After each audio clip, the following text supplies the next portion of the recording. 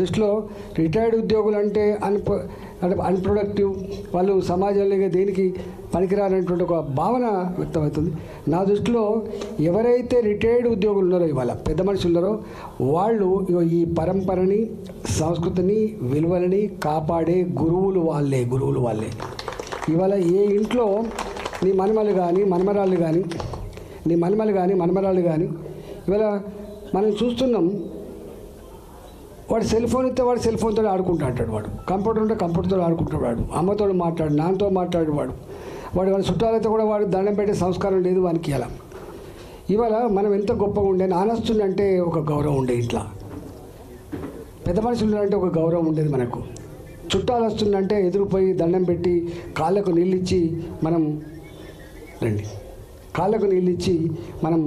ఆ చుట్టపైన మనం గౌరవించుకునే తత్వం ఉండే. ఇవాళ లేదు. చుట్టాలైతే 3 రోజులు 4 రోజులు అసలు ఇళ్ళల్లో ఉంటే మళ్ళీ సాగనంపేటప్పుడు కూడా బస్ దగ్గర పోయి సాగనంపే పద్ధతి ఉండేది. పెళ్ళిళ్ళు అయితే 16వ పండుగ అని ఉండేది. 16వ పండుగ కూరాల నుంచి మొదలు పెడితే 16వ పండుగ వరకు, అంటే చుట్టాలంటూ పోతే పెళ్లి కోసం ఒక 16 రోజుల పాటు ఆ ఇళ్ళల్లో గడిపేటువంటి పద్ధతి ఉండేది. కానీ ఇవాళ మనం అన్న కొడుకు పెళ్ళికి పోతాం హాల్ కాడికి, సాయంత్రం కల్లా మళ్ళీ వాపసు వస్తాం తప్ప మళ్ళీ మనం మన కుటుంబంతో గడిపే పద్ధతి లేకుండా పోయింది అసలు. అందుకనే మనిషి టెన్షన్లో ఉంటుండు బాగా, మనిషి ఎక్కడో లోన్లీగా ఫీల్ అవుతున్నాడు, మనిషి ఎక్కడో ఒక రకమైన దాంట్లో కొట్టుకుపోతుండు. కాబట్టి ఇవాళ నేను 100 సార్లు చెప్తున్నా, tension, everybody is facing tension today. The tension which is not individual one, the tension which is prevailed by the society. అందువల్ల ఆ సొసైటీ రుద్దబడ్డ ఆ టెన్షన్ని బొంబాడి చేయగలిగే శక్తి ఒక నాయకుడికి మాత్రమే లేదు, ఒక గురువుకు మాత్రమే లేదు. మనందరి బాధ్యతగా ఉండాలని చెప్పి నేను మనస్ఫూర్తిగా కోరుకుంటున్నా. పాలకులుగా అన్నిటికీ కారకులు వాళ్ళే. ఇలా రోడ్లు బాగలేవు వాళ్ళదే బాధ్యత, గంజాయి రాజ్యం వెళ్తుంది వాళ్ళదే బాధ్యత, గుడంబ రాజ్యం వెళ్తుంది వాళ్ళదే బాధ్యత, కల్తీ కళ్ళు వాళ్ళదే బాధ్యత. ఇవాళ రాజకీయ వ్యవస్థ కూడా ఇవాళ పీపుల్ ఓరియంటెడ్ పాలసీస్లో కాకుండా పవర్ ఓరియంటెడ్ పద్ధతులు కొనసాగుతున్నాయి. మనం ఎక్కడో ఎన్నుకుంటప్పుడు మన బాధ్యత మర్చిపోతున్నాం. మనకేమవుతుందిలే, మనకెందుకులే, ఎవడైతే మనకెందుకులే అనుకుంటున్నాం. కానీ ఎవడైతే ఎందుకులే అని చెప్పి ఎవడో నీకు అవగాహన లేనుడు గెలిస్తే ఏం జరుగుతుందో అవన్నీ మనం చూస్తూ ఉన్నాం.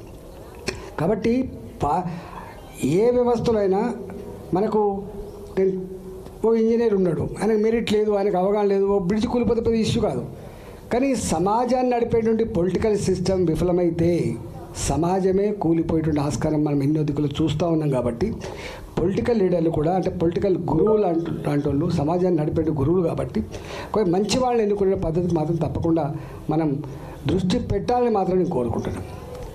ఇవాళ కేవలం డబ్బున్నోడే రాజకీయ నాయకుడు అవుతాడు, దౌర్జన్యం చేసేవాడే రాజకీయ నాయకుడు అవుతాడు, లేకపోతే మోసం చేసేవాడు రాజకీయ నాయకుడు అవుతాడు.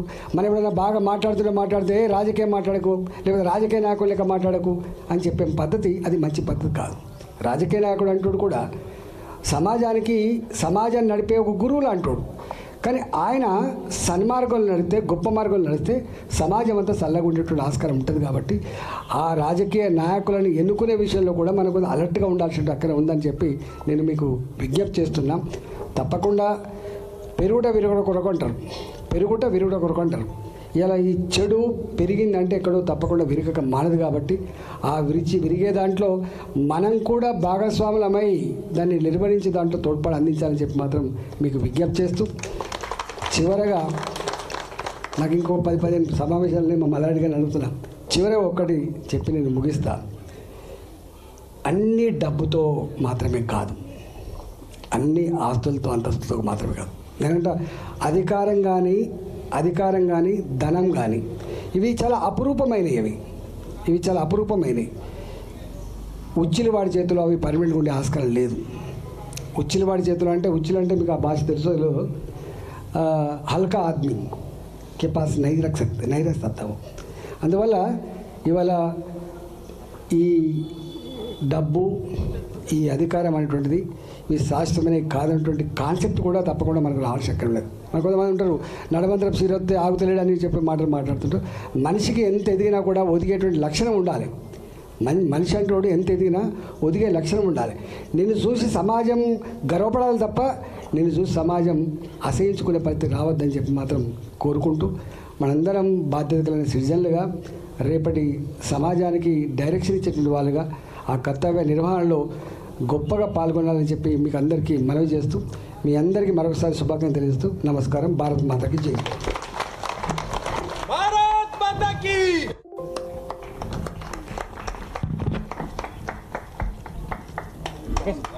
రామోహన్